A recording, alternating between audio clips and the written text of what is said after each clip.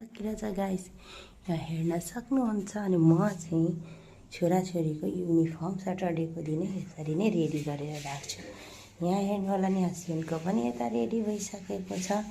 अनि shoes पलिसहरू complete म गर्छु सटरडेकै दिन।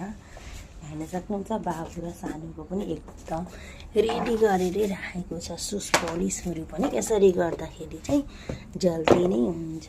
हेर्नु होला। अनि अहिले किचनमै सब्जी पनि बन्दैछ, पानी पनि हुँदैछ गाइस। हस्बेन्डजी नुहाउनु हुँदैछ। अनि अहिले चाहिँ हामीहरूको 6:15मा यस्तो खालको माहौल छ, एकदम ठन्डा छ वेदर चाहिँ यतातिरको।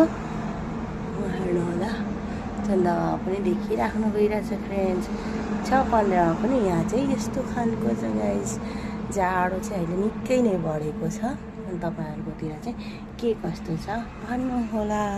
अनि यसरी चाहिँ आफूले राख्यो भने साह्रै सजिलो हुन्छ। हजुरहरू कसरी बच्चाहरूको सटरडे सन्डे 2 दिन छुट्टी हुँदा बिजी हुन्छ होइन। मन्डे उठ्न अलिकति गाह्रो लाग्छ, त्यही लागि म चाहिँ यसरी राख्छु। तपाईँहरू चाहिँ के कस्तो गर्नुहुन्छ कमेन्ट गर्नु होला है। By by.